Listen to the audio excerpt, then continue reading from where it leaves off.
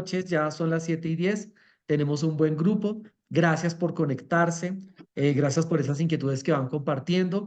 Ustedes están en un chat de WhatsApp donde en este momento, pues igual solo puedo escribir yo y la idea es que precisamente no nos saturemos de información, pero en algún momento de repente abrir el chat para escuchar o para leer algunas de las preguntas que ustedes tengan y en las dos sesiones que vienen podamos darle continuidad.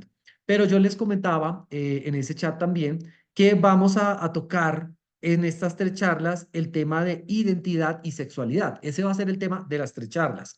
Pero planteo una pregunta para cada charla, ¿sí? La pregunta de hoy es, ¿quiénes somos? Es una pregunta muy existencial, ¿sí? Que nos hacemos todo el tiempo y está dirigida a responder temas que tenemos que reconocer de la identidad, ¿vale? Y luego del quiénes somos pongo dos palabras interesantes ahí que son bien sentir y bienestar, ¿sí? Las pongo intencionalmente divididas el bienestar, ¿sí? Bien sentir y les voy a explicar por qué y espero que eso lo logremos el día de hoy. La próxima sesión, la pregunta que nos va a guiar es ¿cuál es la verdad? Y aquí precisamente Catalina ya venía planteando el tema de la subjetividad, porque para hablar de esa pregunta de cuál es la verdad, tenemos que reconocer dos elementos importantes, no solo en la sexualidad, sino en la vida de los seres humanos, que es la subjetividad y la objetividad. ¿Listo? Eso lo vamos a abordar en la segunda sesión. Y la tercera sesión, y última por esta oportunidad, pero luego tendremos oportunidad de darle continuidad a este y otros temas que nos pues que nos llaman, que nos convocan a la familia y a la sociedad, es qué es el ser humano, hablando de hombre y mujer, ¿sí?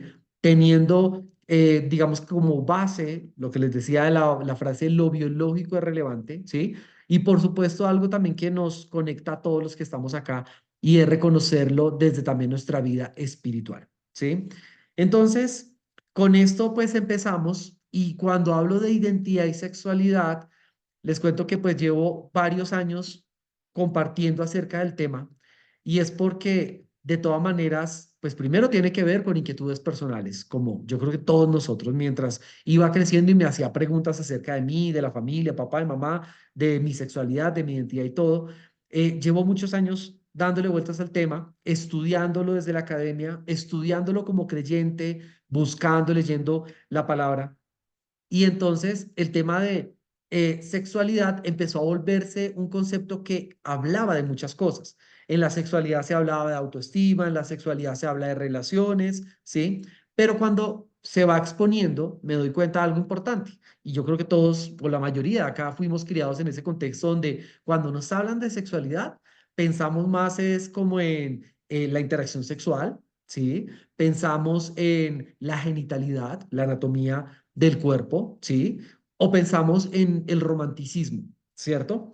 Por esa razón, para que podamos seguir entendiéndonos, hablo de identidad y sexualidad, sabiendo que la identidad está dentro de todo esto que es la sexualidad, pero nos vamos a enfocar precisamente a esos cuestionamientos también de quién soy, qué significo para las demás personas, qué propósito tengo en la vida, que es una pregunta existencial como gigante, pero vale la pena estar preguntándonosla frecuentemente, ¿sí? Y para empezar, creo que ustedes ven en pantalla una diapositiva con un texto. Y este texto es un poco largo, pero precisamente porque quiere ayudarnos a ver de todo lo que estamos hablando cuando mencionamos sexualidad y específicamente sexualidad humana, ¿sí? ¿Por qué sexualidad humana? Por supuesto, compartimos algunas características con la sexualidad de otras especies del reino animal, porque cuando, tenemos macho y hembra de la especie humana, pero tenemos macho y hembra de las otras especies y hay cosas que se relacionan, el tema de la procreación y demás, aunque hay algunas otras particularidades. Pero la sexualidad humana nos lleva a pensar que pues no solo tiene que ver con la interacción sexual, con la procreación, sino que tiene que ver con la esencia del ser humano. Y nosotros somos diferentes, ¿sí? Por eso es importante partir desde allí. Ahora, algunos de nosotros dirán, sí, pues eso lo tenemos claro. ¿Por qué empiezas hablando tanto desde allí? Bueno, porque muchas veces, precisamente en los debates y en los argumentos de unos u otros para validar sus elecciones en sexualidad, dicen es normal porque tal tipo de mamífero lo hace, ¿cierto? Es normal porque de repente en esta especie lo vemos, ¿sí? Pero tenemos que reconocer que la sexualidad humana tiene unas particularidades, ¿vale? ¿Y por qué? Porque está relacionado con tres partes de nuestro ser: espíritu, alma y cuerpo, ¿sí? Ahora, Rochi decía, hay diferentes culturas, hay diferentes percepciones, todo lo vemos igual. Por lo menos podemos decir que en casi todo el mundo o en todo el mundo está la percepción de que el ser humano tiene un cuerpo y tiene algo que no se puede tocar. Y ese algo que no se puede tocar para algunos de pronto es solo alma. No le hacen la diferencia entre alma y espíritu, ¿cierto? Pero es importante reconocer que aún una persona no creyente o que quiere ignorar su espiritualidad, reconoce que, por ejemplo, el amor no se puede como palpar fácilmente, ¿cierto? Que los pensamientos, los sentimientos no sabemos qué color tienen, ¿cierto? No es fácil identificar esas características porque no son medibles, cuantificables y observables, pero no quiere decir que no sean parte del ser humano. Por eso, cuando estamos acá, es importante decir, claro, la sexualidad humana tiene que ver con todo lo que es el ser humano: el espíritu, el alma y el cuerpo, ¿sí?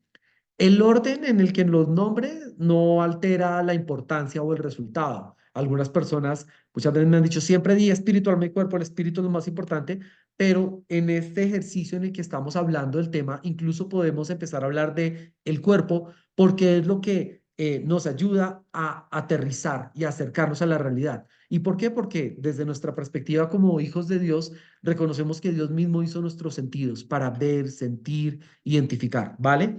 Entonces, cuerpo, alma y espíritu tiene que ver con la sexualidad humana, ¿sí? Porque esa es la totalidad de nuestro ser, como dice ahí.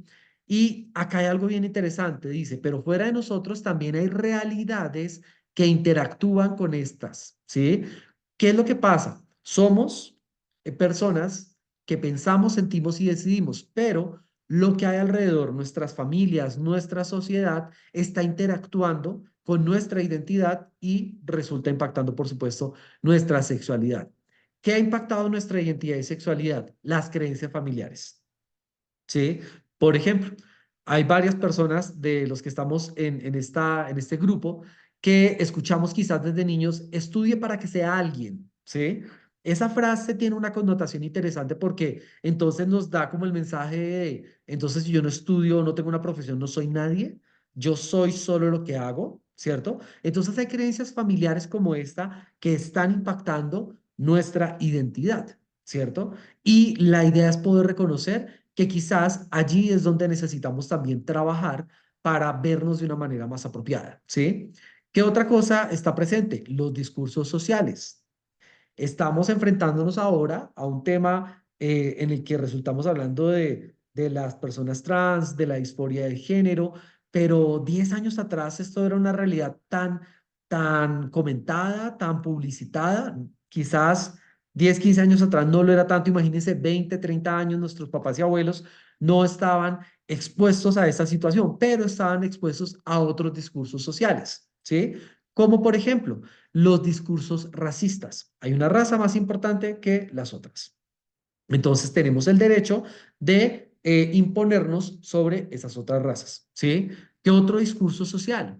El machismo y el matriarcado, ¿sí? Una muy mala interpretación de la diferencia del ser humano, porque en esa interpretación, desde el machismo, por ejemplo, se validaba socialmente que los hombres impusieran su fuerza, su opinión y su última palabra sobre las mujeres. Y vale la pena decirlo en este contexto en el que estamos conectándonos creyentes, incluso a veces basados en la Biblia, pero basados desde una lectura incorrecta, ¿cierto? Porque no se estaba reconociendo la dignidad con la que Dios creó al hombre y a la mujer a su imagen y semejanza, ¿cierto? Desde el principio. Pero el caso es que todos estamos expuestos no solo a creencias familiares, sino a discursos sociales, ¿sí? ¿Qué otras cosas vemos allí? Las doctrinas eclesiales. Aquí, pues, vale la pena hacer la aclaración. En este espacio de familia y sociedad queremos, como creyentes, hablar de estos temas importantes, preguntarnos cosas que comúnmente no lo hacemos, pero no vamos a hablar, no vamos a crear doctrina, ¿sí? Hay otros espacios de discipulado donde vamos a profundizar en esos temas. Lo que queremos es generar esa reflexión también para poder buscar las respuestas en nuestra relación con Dios. Y la idea es cuestionarnos cómo es que yo concibo la identidad y la sexualidad desde lo que he aprendido en mi doctrina eclesial, ¿sí? Por ejemplo, hay una película que me veía yo hace mucho tiempo con algunos dichos y rezos y que estos dichos y rezos son de diferentes denominaciones, pero había uno que se supone que era una oración de las mujeres casadas muy religiosas de alguna época que decía de la siguiente manera, dos puntos, no es por vicio ni por pernicio, sino por traer un hijo a tu servicio. Y era como que por medio de esto le querían pedir permiso a Dios para tener intimidad sexual con su esposo, porque no era con otra persona, era con su esposo, y era para como decirle, no es por pernicio, no es por ese placer que parece malo, ¿sí? Sino por traer un hijo a tu servicio. Entonces se concebía como que únicamente la sexualidad estaba vinculada a la reproducción, ¿sí? Ahora, ¿esto por qué puede ser cuestionable? Porque la misma Biblia nos habla de la sexualidad de diferentes maneras, ¿sí? En Proverbios aquí parafrasearé muchas cosas que en otros momentos podemos buscarlas y ustedes también podrán profundizar, pero en Proverbios hay unos versos bien particulares, ¿sí? Dice, hay un proverbio que le habla al hombre y dice que sus pechos te satisfagan, gózate con la mujer de tu juventud. Tenemos todo un libro que es Cantar de los Cantares y es un libro que habla del romanticismo y de la vida erótica entre una pareja que se ama, ¿cierto? Entonces, ese tema de las doctrinas eclesiales es interesante porque algunas personas pensarán, la sexualidad de todas maneras es como esa parte que está directamente ligada al pecado. Y no, es parte del diseño de Dios también. Y no solo tiene que ver con la procreación, tiene que ver también con el placer. ¿Por qué? Porque Dios fue el que diseñó nuestros cuerpos, ¿sí? Y quizás vamos a retomar esto más adelante, pero estamos empezando como con esta definición general para que todos vayamos entendiendo de qué estamos hablando, ¿sí? Entonces, fíjense, aparte de que somos seres humanos complejos, está interactuando con nuestra identidad y nuestra sexualidad, las creencias familiares, los discursos sociales y las doctrinas eclesiales. Todas estas son cosas externas a nosotros, pero cercanas, ¿sí? Cercanas desde la relación. Y aquí escribía, es tan sensible la sexualidad a estos elementos externos que no solo se impregna de lo que se expone de forma explícita, o sea, no solo de lo que se dice, sino también de lo que no se habla, pero está en el ambiente, ¿sí? De lo que vivimos de forma implícita, ¿sí? Entonces puede que un papá nunca le dijera a sus hijas, digamos que un papá tiene hijas e hijos, y un papá nunca le dijera a sus hijas, los hombres son más importantes, ¿cierto? Pero en su comportamiento sí reforzaba esa idea, ¿cierto? Un papá puede que no le dijera a su hija que no considera que la mujer sea igual al hombre, pero en la manera de tratar a la mujer sí transmite esa idea. Entonces, esto, ¿por qué está acá escrito? Para que nosotros podamos comprender aunque la sexualidad es parte del diseño de Dios, ¿por qué resulta en algunos momentos tan afectada, perturbada, golpeada en nuestras vidas o en las vidas de las personas que nos rodean, de las personas en las que pensamos a veces cuando decimos, wow, yo quiero ayudar a alguien más? ¿Por qué? Porque, bueno, hay muchos factores que están impactando esta identidad y sexualidad, ¿vale? La idea es que ustedes puedan reflexionar en esto. Yo los invito a que este sea un ejercicio no solo de conocimiento, sino que sea un ejercicio personal. Si usted de esto que acabamos de decir, por ejemplo, logra identificar, claro, hay un discurso social que está golpeando mi mente. Por ejemplo, muchos hombres, yo tengo 41 años y mientras yo iba creciendo en la adolescencia, la idea era como que la masculinidad se medía en la capacidad que tenía el hombre de tener mujeres o de lograr ser conquistador. Eso es un discurso social que está impactando mi identidad, porque entonces en esa época, o por lo menos en los entornos en los que yo me movía, casi que si tú no eras un hombre conquistador, entonces estaba en tela de juicio o en duda tu masculinidad, tu identidad como hombre, ¿sí? Fíjense cómo esos discursos sociales nos pueden estar golpeando. Por ejemplo, un hombre debe ser una persona con muy buenos recursos económicos, porque si no es una persona con una buena capacidad económica, de alguna manera le va a ir mal en la vida, en las relaciones, etcétera, ¿sí? Entonces hay discursos sociales que nos pueden estar impactando, que no es fácil discernirlos, pero cuando hacemos un ejercicio reflexivo, lo lograríamos. ¿Listo?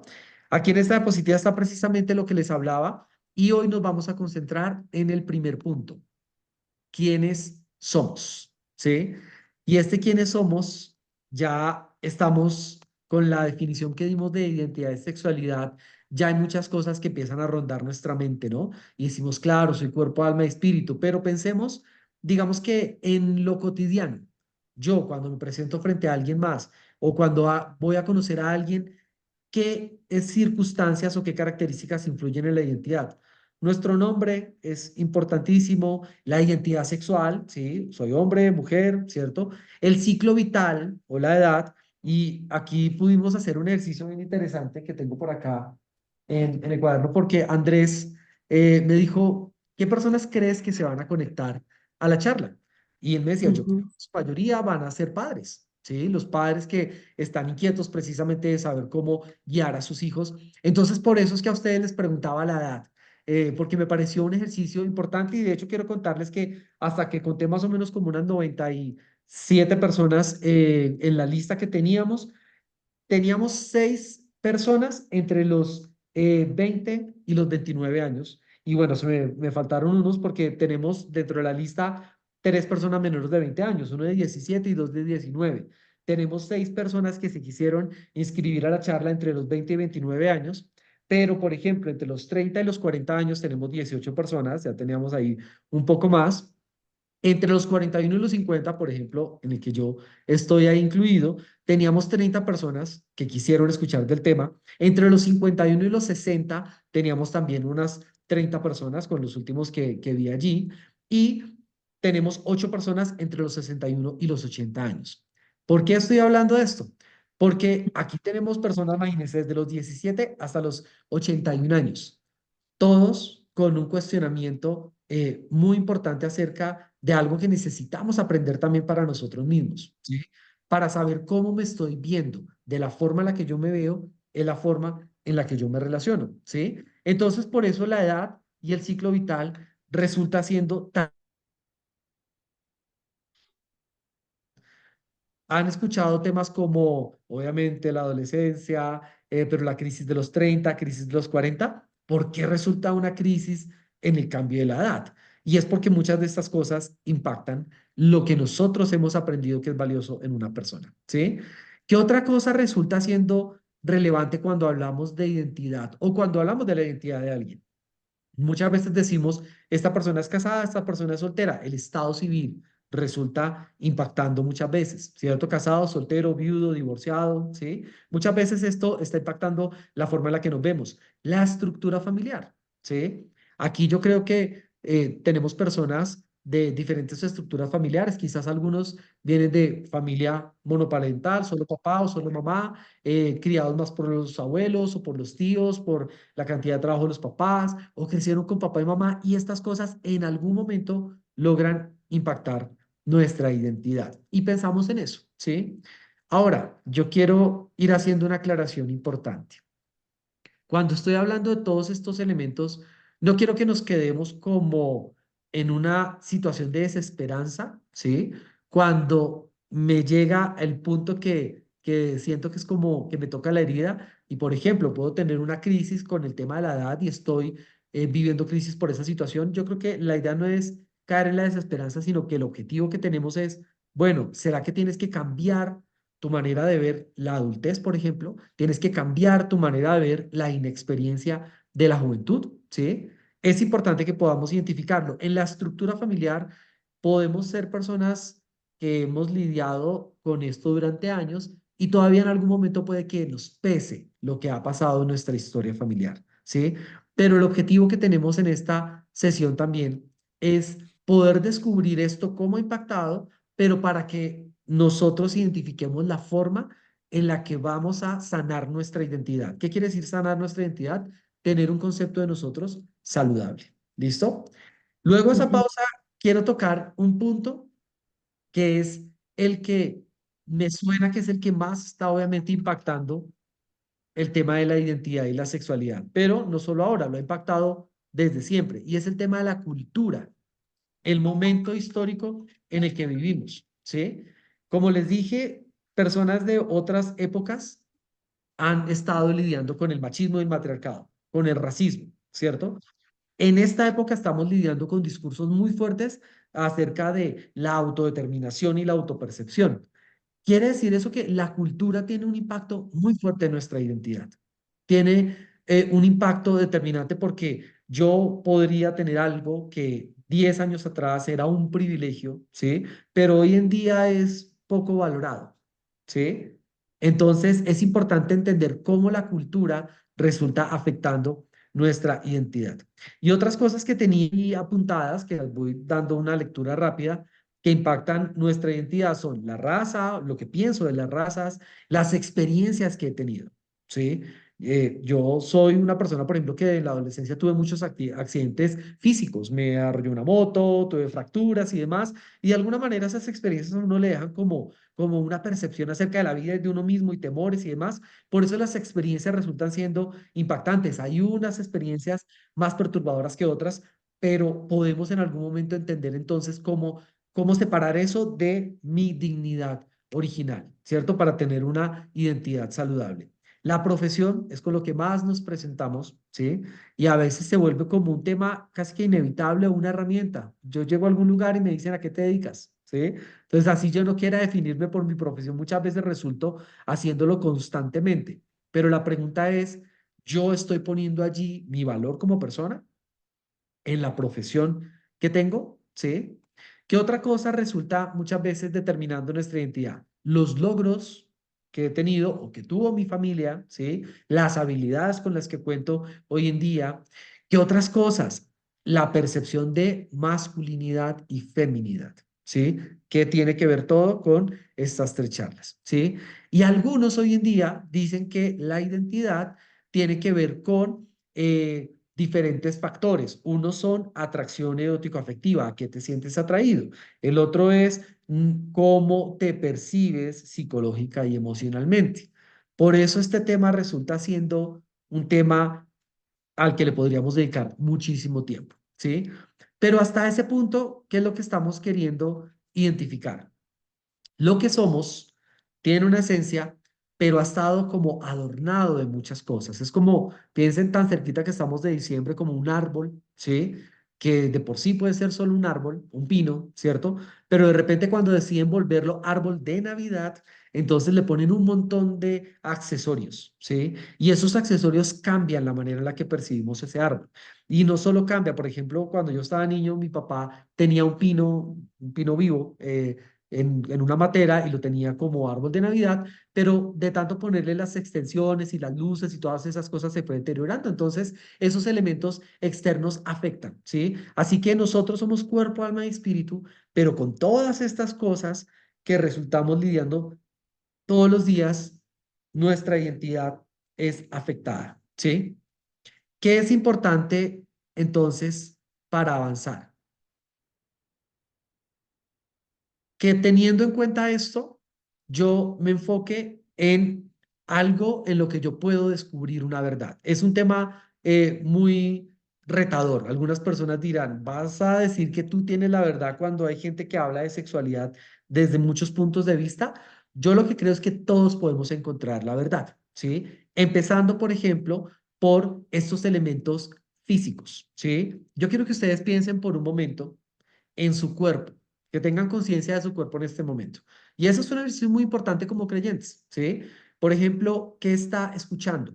Aparte de mi voz, aparte de esta charla, quizás alguno por allá está escuchando la cafetera, la olla, la licuadora, o está escuchando el ruido de los carros, o está escuchando su mascota, o está escuchando su hijo. El caso es que usted tiene un cuerpo que tiene el sentido de la escucha y eso le permite percibir el mundo, ¿sí?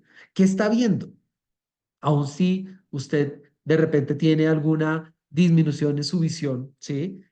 Muchas personas perciben algo más por los ojos, ¿cierto? ¿Y a qué me refiero?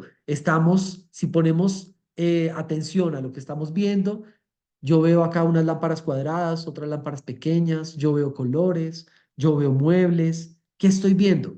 ¿Y por medio de qué lo veo? Por medio de una capacidad que tiene mi cuerpo. Todos nuestros sentidos son parte del regalo de Dios para percibir la vida, ¿sí? Así que es demasiado valioso reconocer que yo puedo confiar en lo que veo, mido, en lo que puedo cuantificar. Por eso mi cuerpo es importante. El problema es que los discursos sociales nos ponen en conflicto con nuestro propio cuerpo, ¿sí? ¿A qué voy? Los estándares de belleza, por ejemplo, ¿sí? La persona el tipo de altura o la cantidad de altura que tiene que tener una persona, el peso que tiene que tener una persona, el color de piel que tiene que tener una persona, cómo se debe ver frente a otros. Eso pone una presión en la que resultamos despreciando quizás en algunas circunstancias nuestro cuerpo, ¿sí? Y por eso la identidad tiene que empezar por nuestro cuerpo, ¿sí? Claro, nos enseñaron muchas cosas de nuestra familia, ¿sí? Nos enseñan cosas de nuestra cultura y nuestra historia de vida eclesial o de vida espiritual. La iglesia nos enseña algo, pero tenemos que partir desde nuestro cuerpo, ¿sí? Es evidente, pongo acá, que el ser humano, sea hombre o sea mujer, tiene una batalla contra su naturaleza egocéntrica y, entre comillas, el mundo también es uno de nuestros enemigos. ¿Por qué estoy poniendo acá?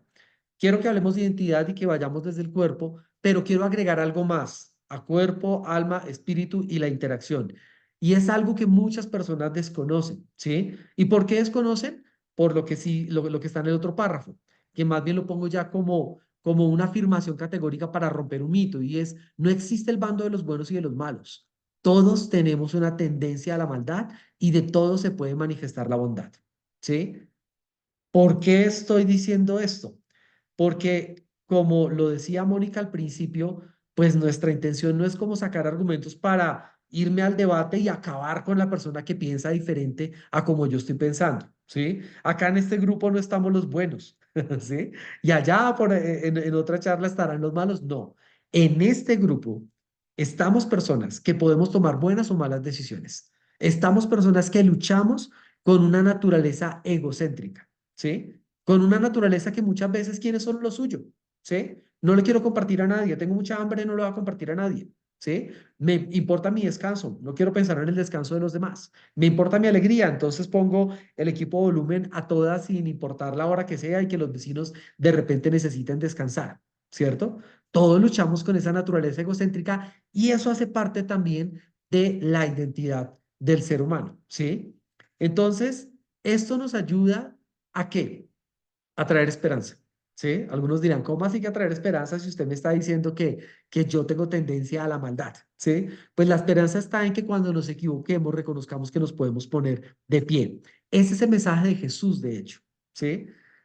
Jesús es el centro precisamente de toda esta motivación. Esta charla de familia y sociedad surge porque somos creyentes y estamos empezando a identificar lo que las buenas nuevas del Evangelio, o continuamos identificando, nos tiene para decir de temas como este de la sexualidad. Y aquí encaja perfecto porque precisamente Jesús llegó a una época en la que habían unos estereotipos de masculinidad y de feminidad muy definidos, ¿sí? En las que habían unas normas de conducta entre los hombres y las mujeres, en las que habían unos estándares de lo que podía ser un hombre y de lo que podía ser una mujer, de lo que podía ser un hombre judío, o sea, de una nacionalidad, y lo que podía ser una mujer samaritana de otra nacionalidad.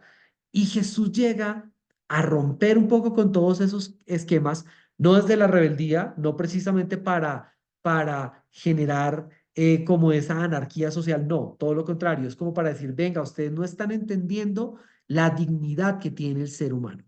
Ustedes están mal interpretando la diferencia que hay entre hombres y mujeres y están mal interpretando también el valor que tiene una persona que se equivoca, ¿sí? ¿Y por qué digo eso? Porque Jesús vino para entregarse por los pecadores, ¿sí? En el Evangelio, cuando lo cuestionan porque él está sentado con los recaudadores de impuestos, personas de muy mala fama para ese contexto, y que está sentado con glotones o bebedores, él dice que pues él vino precisamente para salvar a quienes estaban perdidos, ¿verdad? Así que tiene todo el sentido que podamos reconocer que nuestra identidad cada uno debe reconocer que tiene capacidad para tomar buenas o malas decisiones, que desafortunadamente podemos resultar siendo demasiado egocéntricos y podemos irnos a la maldad. ¿Por qué este punto es tan importante en este momento? Porque aquí no se trata de solo, digamos que identificar en qué línea estoy yo. Claudia nos lo decía muy bien porque eso es lo que pasa socialmente. Podemos estar nosotros concentrados en identificar el diseño de Dios para la sexualidad humana. Otros quieren estar prestando atención sobre la subjetividad, pero ¿será porque son más malos que nosotros? ¿O será porque ellos quieren y están empecinados en llevar la contraria a todo lo que es natural? Quizás hay unos dilemas en la vida de estas personas que nosotros no comprendemos, ¿cierto? Y precisamente al nosotros recibir las buenas nuevas o las buenas noticias del Evangelio, ¿sí? Podremos tener una vida que va caminando en el plan de Dios y también podremos compartir eso a los demás. Eso es lo que hay con nuestra identidad. Y aunque son muchas cosas, ¿sí? Esta otra diapositiva dice, la realidad humana no es tan indefinible, perdón si no usé bien la palabra, pero es como lo que se me viene a mente, porque a veces digo, uy, no, eso es como muy difícil de definir entonces, ¿sí? Como decía Rochi, tantas culturas, tantas visiones diferentes de lo que es el hombre y la mujer, tantas cosas que uno ve en redes sociales, en el internet, no, pero no es tan difícil de definir la humanidad. ¿Por qué? Porque no es tan relativa. No existen muchas humanidades, no existen, ¿sí? Existe una sola humanidad.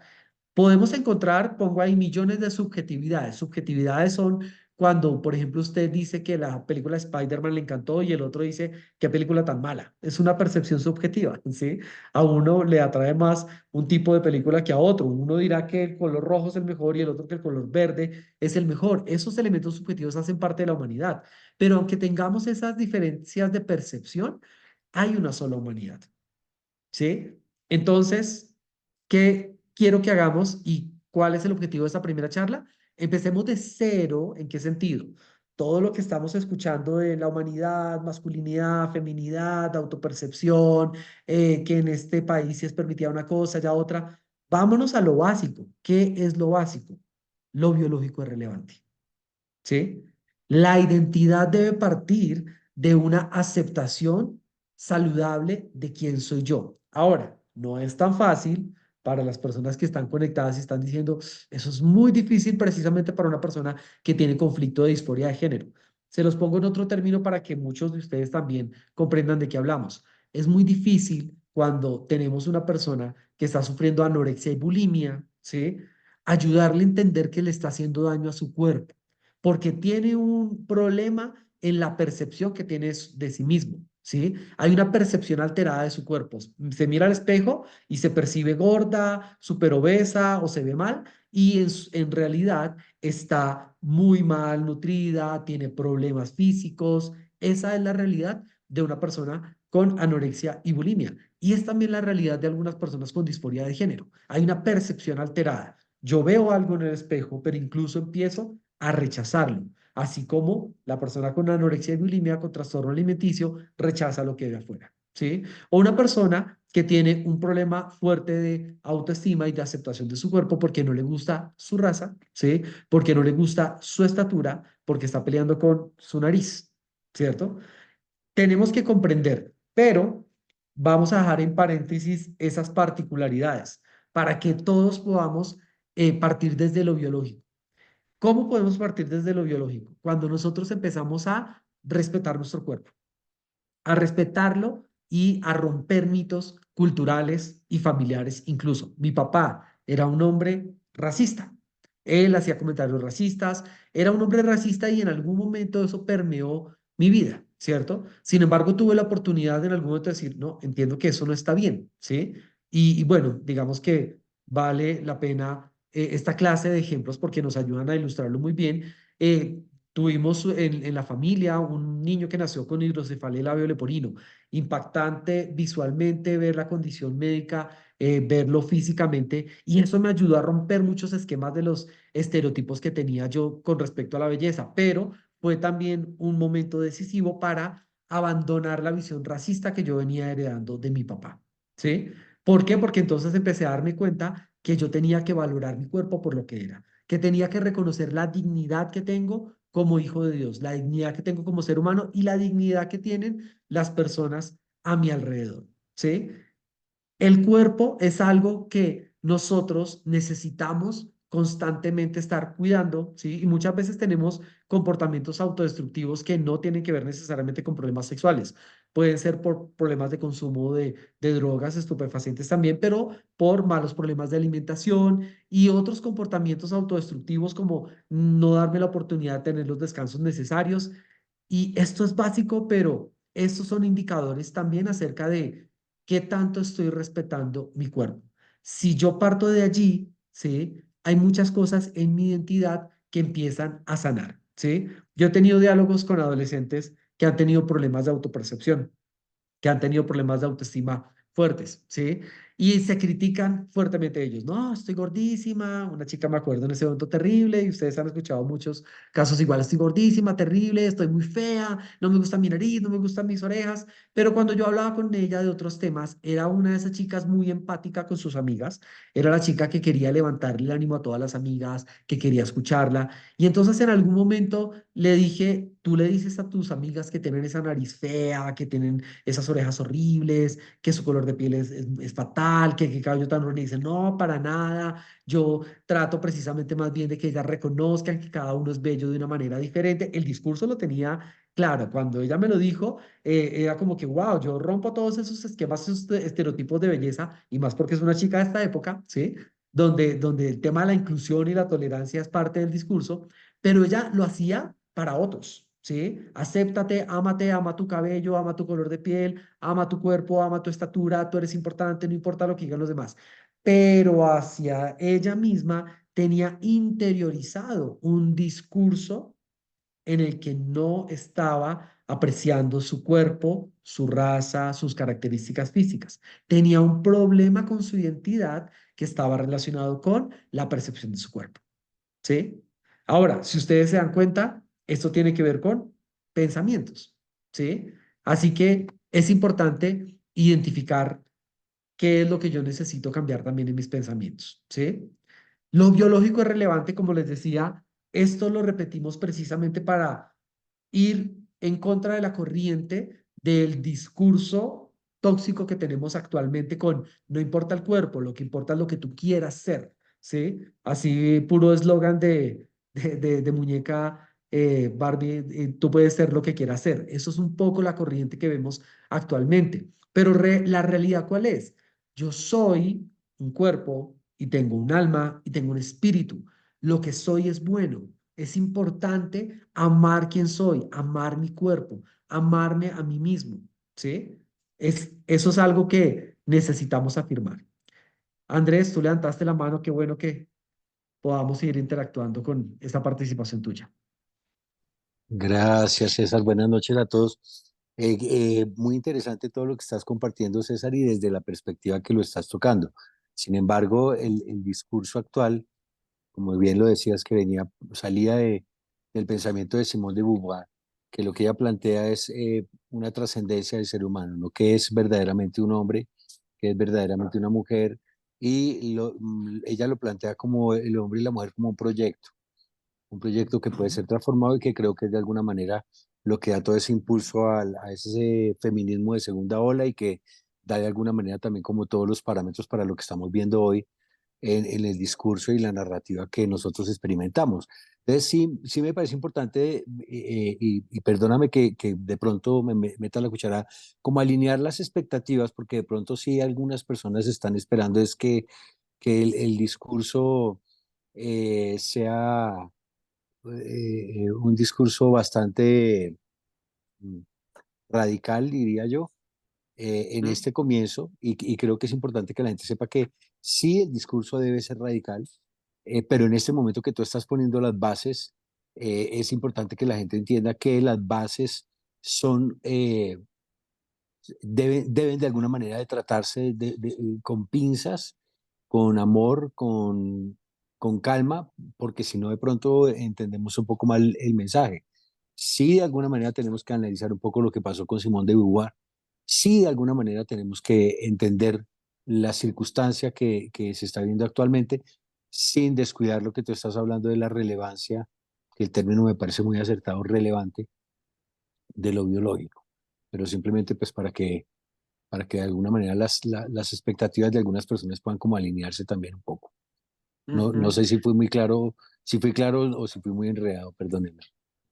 No, creo que sí, y nos ayudas precisamente a eso, Andrés, porque pues cada uno tiene una motivación al conectarse a un tema como este, ¿no? Y a veces tenemos una motivación muy en primera persona, muy yo necesito entender, pero creo que muchos también tienen la motivación de cómo hago para que mi hijo, mi amigo, mi familiar entienda, ¿sí? ¿Cómo hago para defender mi punto de vista cuando yo estoy en la oficina y cuando me están hablando del tema trans y de la inclusión, ¿sí? Y claro. Cuando yo tengo esa motivación, entonces quiero ser muy radical, pero desde la perspectiva de tener esos argumentos pues contundentes y como una hacha afilada, ¿no? Sin embargo, lo que tú decías, para alinear esas expectativas, ¿sí? El objetivo es acercarnos precisamente desde la empatía, ¿sí? Acercarnos desde, y también desde tener una consideración de lo que somos nosotros mismos, porque cada uno es también de alguna manera tentado. Y por eso partíamos desde el hecho de que todos lidiamos con esa naturaleza egocéntrica. ¿Qué quiere decir? Yo no me pongo en una posición de superioridad moral para señalar al otro y decirle, tú estás mal, estás completamente equivocado o estás endemoniado o eres la persona más mala del planeta, como muchas veces se vuelven las discusiones, ¿cierto? Entonces, si recordamos precisamente todos estos elementos, vamos a saber que de aquí vamos a poder salir con preguntas interesantes. Vamos a poder salir con conclusiones que nos ayudan a ser claros, pero esto no puede estar desprovisto de un acercamiento de empatía y de amor. ¿Sí? De hecho, es maravilloso ver cómo el ministerio de la vida terrenal de Jesús mostró esto, ¿no? O sea, ¿quién más podría llegar y de repente decir las cosas con tal contundencia y poner a todos contra la pared sino Jesús? ¿Sí? Pero de hecho, su acercamiento era un acercamiento que veía más allá de la crisis que la persona estuviera viviendo en su momento, ¿sí? Era un acercamiento en el que él veía a Zaqueo, veía al recaudador de impuestos, o veía a la mujer del pozo, y veía más allá de lo que la sociedad estaba viendo, ¿sí? Veía su dignidad. Por eso, si nosotros logramos ver nuestra dignidad y si logramos empezar a decir, por ejemplo, yo tengo problemas relacionales y en este momento me estoy dando cuenta que los problemas relacionales que tengo es porque tengo desprecios en mí mismo, ni siquiera me he aceptado a mí mismo, entonces tengo que empezar a partir por ese ejercicio de aceptación, ¿sí? Pero creo que ahí también, y con estas intervenciones también y comentarios, podemos seguir alineando esas expectativas para que todos podamos unirnos dentro del objetivo. Y de hecho, fíjense que siguiendo esta línea de lo biológico es relevante, hay una frase de esas contundentes, ¿sí? Que la puse en las diapositivas y dice, nuestra identidad sexual no es asignada, y lo pongo entre comillas, por alguien más, sino que es reconocida al observar nuestra naturaleza.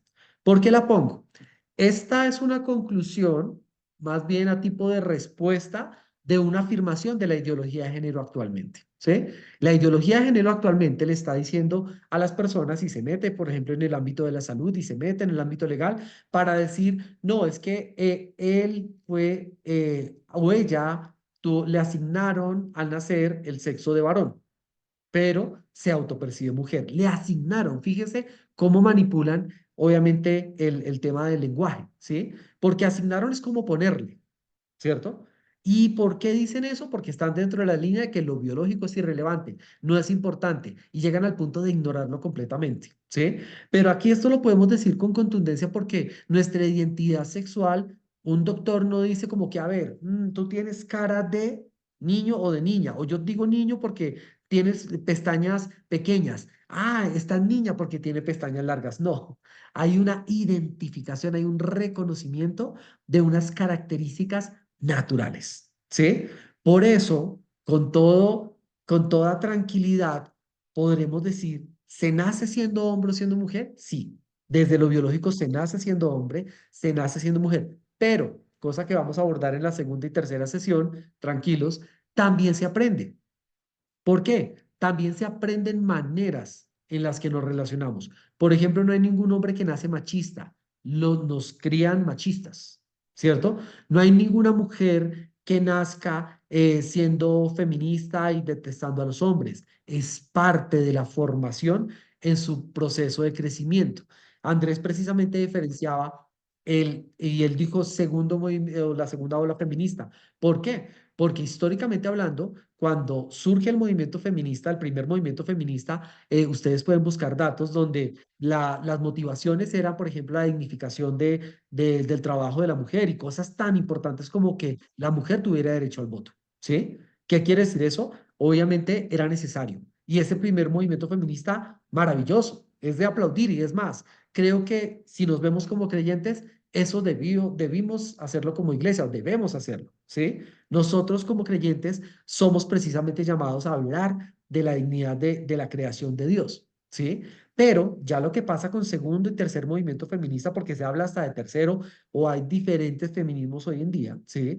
Es porque empieza a partir desde la base de Simone de Beauvoir, lo biológico es irrelevante, ¿sí? Y allí es donde empezamos entonces a tener un conflicto contra nosotros mismos, ¿sí? La ideología de género tiene un conflicto contra la biología en sí, ¿sí? Y esto es algo importante para que nosotros lo reconozcamos, ¿vale? Entonces nuestra identidad sexual no es asignada porque es reconocida, ¿listo? Y por eso partiendo desde lo biológico, nosotros podemos entender que vamos por buen camino. Ahora, algunos de ustedes de pronto acá, si son de las ciencias sociales, ¿sí? De pronto dirán, no, pero es que hay incluso estudios que han demostrado que la socialización es la que determina las diferencias entre el hombre y la mujer. Que eso, por ejemplo, en los años 80 hubo un estudio que se llamaba la teoría de la socialización de los roles sexuales. Yo quiero hacer con ustedes un ejercicio y es leerles un caso doloroso, triste, pero que precisamente nos permite ver por qué es un peligro ignorar la biología. ¿Sí? Esto ya está registrado, pero hoy en día ni siquiera lo exponen. ¿Por qué? Porque vuelven a partir desde la misma premisa que estaba partiendo un psicólogo en 1972 que se llamaba John Money, ¿sí? Él tuvo a su cargo el caso de unos niños gemelos que nacieron, que se llamaban Bruce y Brian Rainer, ¿sí? Y resulta que él, en este caso, lo hizo como su caso bandera para demostrar que el ser hombre o el ser mujer es parte de la crianza. Pero ¿de dónde sacó esto? Resulta que aquí, digamos que lo que sucedió fue que estos dos niños, ¿sí? Tuvieron que tener una cirugía de pequeños y a uno de ellos, en una cirugía de circuncisión, le calcinaron su miembro, ¿sí? Su pene se lo calcinaron. Estaba muy bebé, eso fue un accidente desastroso, ¿sí? Y resulta que de ese accidente lo que hicieron los papás en su momento pues era buscar toda la ayuda, pues igual de repente pues igual la medicina no estaba quizás tan avanzada para encontrar una reconstrucción y demás. Pero ellos escucharon que John Money estaba empezando a salir en televisión diciendo, no, ser hombre, ser mujer se aprende completamente. Eso no es un tema con el que se nace, ¿sí? Pero les voy a leer acá una parte que es bien importante, donde dice, debido a su tesis, el doctor Money recomendó a los padres de los gemelos educar a Bruce como si se tratase de una niña. Bruce fue el bebé que resultó siendo castrado por este accidente, ¿sí? Y dice que a él entonces los papás lo empezaron a criar como Brenda, ¿sí? Le pusieron este nombre y lo criaron como una niña. Lo vistieron como niña, todo el tema de socialización fue como niña. Pero fíjese lo que dice acá. Después comenzó a tener problemas psicológicos mientras crecía y sus padres tuvieron que contarle la verdad y tratar de remediar el problema practicándole una cirugía reconstructiva de su verdadero sexo y cambiando su nombre a David. Esto es impactante, pero desafortunadamente el desenlace es más triste. La historia tuvo un desenlace trágico cuando su hermano, o sea, no el que había tenido el proceso de crianza como niña, sino el hermano gemelo, ¿sí? Su hermano Brian se suicidó en el 2002 y 2 años después, David a los 38 años, ¿sí? ¿Por qué les cuento esto? ¿Sí?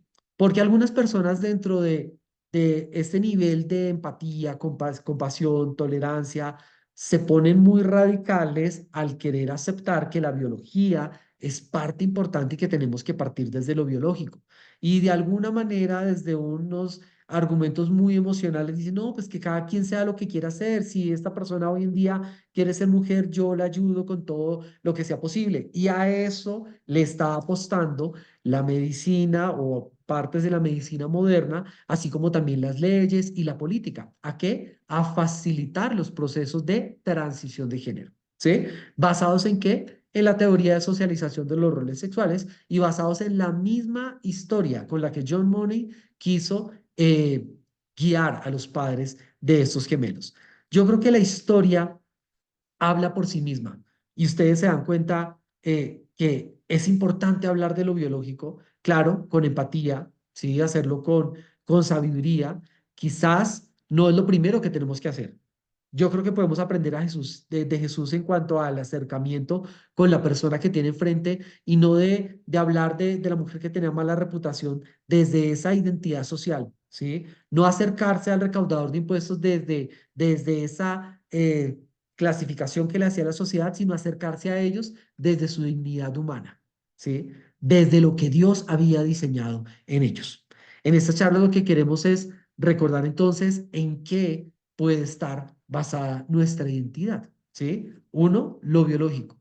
Y esto de lo biológico es completamente espiritual también, ¿sí? Porque aquí quiero romper un mito. Resulta que ser humano somos cuerpo, alma y espíritu, pero no es que las cosas espirituales son unas y las cosas corporales son otras, ¿cierto? No sé si ustedes en algún momento escucharon en filosofía a Platón, ¿sí? Donde Platón aseguraba, por ejemplo, que el cuerpo es la cárcel del alma, ¿sí? Entonces, visto como una cárcel, el cuerpo es un lastre. Y creo que muchas doctrinas religiosas precisamente basaron en eso, la visión que tenían del ser humano. No en la verdad bíblica, no en la verdad del evangelio, sino que lo basaron en una visión muy platónica, en ese sentido muy de Platón, de el cuerpo es un lastre, el cuerpo hay que entonces castigarlo, el cuerpo tenemos que dominarlo, todo lo que sale del cuerpo son impulsos que nos pueden llevar a lo adictivo y entonces tenemos allí incluso creyentes peleando con parte del diseño de Dios. Parte demasiado importante porque aunque el cuerpo es lo físico, no deja de ser espiritual. ¿Por qué? Porque el cuerpo es creado por Dios, a imagen y semejanza de Dios y con todas las características que Dios quiso crearlo. ¿Sí? Cuando nosotros partimos desde allí y nos hacemos esas preguntas y nos empezamos a reconciliar, vemos entonces también que nuestra alma, pensamiento y emociones, ¿sí? También necesita entender cómo fue creada por Dios, ¿cierto? Nuestra alma tiene impulsos, como cuando nosotros de adultos vemos a niños que quieren salir corriendo a pasar la calle sin darse cuenta que es una avenida principal en la que pasan vehículos y no se detienen y nosotros necesitamos ayudarle a detenerse o cogerlo, porque si no se hace daño. Así en nuestra alma también como adultos, muchas veces tenemos impulsos, queremos hacer o dejar de hacer cosas, pero hay algo bien interesante, nuestra alma tiene que ser administrada. En eso vamos a profundizar en las dos charlas, pero no se me puede ir el tiempo sin que hablemos precisamente de el bien sentir y el bienestar. ¿Por qué? No estoy cambiando de tema. Estamos conectando por medio de una pregunta importante. Si nosotros ya vamos descubriendo todo esto de nuestra identidad, ¿cierto? Si nosotros estamos expuestos a tomar buenas y malas decisiones, ¿por qué muchas veces resultamos yéndonos más hacia las malas decisiones? ¿Por qué resultamos con comportamientos autodestructivos? ¿Sí? Y entonces ahí es donde quiero hablarles del tema del bien sentir y el bienestar. ¿Qué pasa? La sexualidad tiene que ver con nuestro cuerpo, con nuestra alma y nuestro espíritu, pero resulta que tiene que ver con la manera en la que está diseñado nuestro cuerpo. Por ejemplo, en nuestros genitales hay una gran concentración de terminales nerviosas, ¿sí? Y esto lleva una información al cerebro muy rápida acerca de placer, ¿sí? Detona el placer. Por eso digamos que parte también del desarrollo psicosexual en las personas tiene que ver con que en algún momento está puede que nadie le haya hablado de la masturbación o la autoestimulación, pero en algún momento resulta presente el tema de la autoestimulación, ¿sí?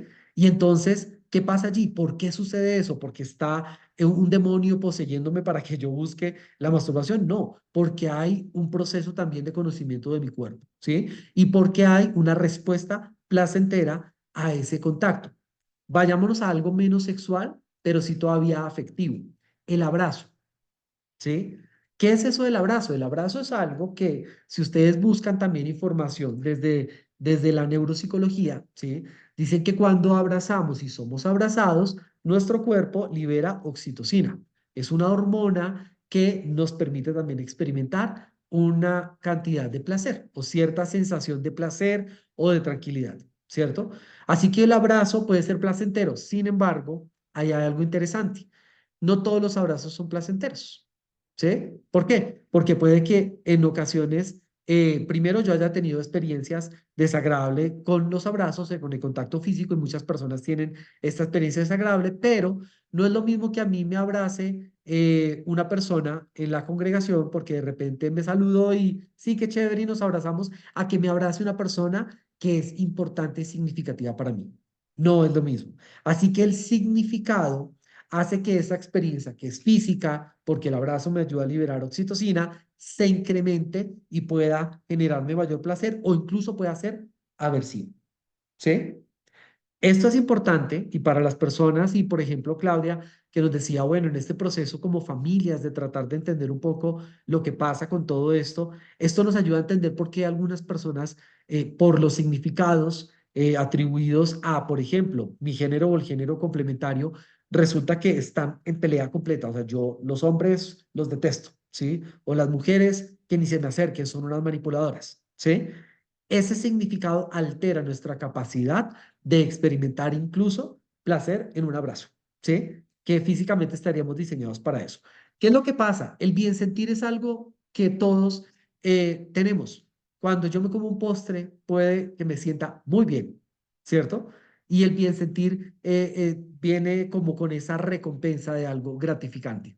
Pero cuando nuestra vida solo quiere enfocarse en el bien sentir, empezamos a tener problemas, ¿cierto? ¿Por qué? Porque nosotros como seres humanos somos vulnerables a muchos comportamientos adictivos. Los postres son deliciosos y yo puedo resultar teniendo un problema de adicción hacia los postres. Y si yo ignoro que la cantidad de azúcar que estoy consumiendo me va a hacer daño, ¿sí? En algún momento, pues me da una diabetes, una resistencia a la insulina o tengo un problema de sobrepeso. Y yo decía, Morbia, ¿por qué? Porque aunque yo ignore una norma de la naturaleza en mi cuerpo, no por eso deja de tener una reacción, ¿cierto? O sea que el bien sentir no lo vamos a satanizar porque no estamos en la postura precisamente filosófica platónica de que el cuerpo es la cárcel del alma. No, el cuerpo es bueno, el cuerpo es algo en lo que, por ejemplo, espero que todos al irse a acostar esta noche le digan, Dios, gracias por el cuerpo que me has dado, gracias por lo que soy, gracias Señor y ayúdame a amarme como soy, como me has hecho, ¿sí? Pero tenemos que reconocer que nuestro cuerpo no solo se puede alimentar del bien sentir, de esos impulsos placenteros o de esas respuestas. Por eso, el equilibrio está con el bienestar. El bien sentir es momentáneo. Me como el postre, si el azúcar tiene su impacto, ¿sí? Si hablamos de sexualidad, me masturbo y tengo un impacto también en mi organismo químico, incluso cerebral y demás. Experimento satisfacción, ¿cierto? Voy, tengo un encuentro sexual momentáneo, ¿sí? Y tengo un momento de gratificación. Hay un bien sentir, ¿sí? Y esto es importante, tenemos que reconocerlo, es parte de la sexualidad. Pero ¿cómo estamos diseñados? Estamos diseñados para pensar en el bienestar, para que yo logre experimentar bien sentir, pero en un contexto sostenible. ¿Qué quiere decir? Que yo me coma el postre en las dosis adecuadas, ¿sí? Que yo me coma el postre en los contextos que necesita mi cuerpo, que yo experimente placer de manera saludable. Y eso es algo muy interesante que vamos a seguir explorando en las otras dos charlas. ¿Por qué? Porque el bienestar, cuando yo, por ejemplo, soy creyente, cuando yo reconozco que Dios me ha creado y me veo como hijo, y entonces empiezo a decirle, bueno, Dios, ¿cómo es que tú diseñaste este tema de la sexualidad? Hay varias cosas que quiero invitarlos a que lo reflexionemos con palabras diferentes. Decimos rápidamente a otros, la sexualidad es para el matrimonio. ¿Qué significa que es para el matrimonio? Que Dios diseñó la sexualidad para que se viviera en un contexto de conexión donde hay un compromiso el uno con el otro, ¿sí? Para poder vivirlo de manera saludable. ¿Por qué? Porque no solo es placer físico, es también placer emocional y el tema de la exclusividad es algo que está en el corazón del ser humano. Queremos ser exclusivos, ¿sí? Aunque luchemos con otras circunstancias.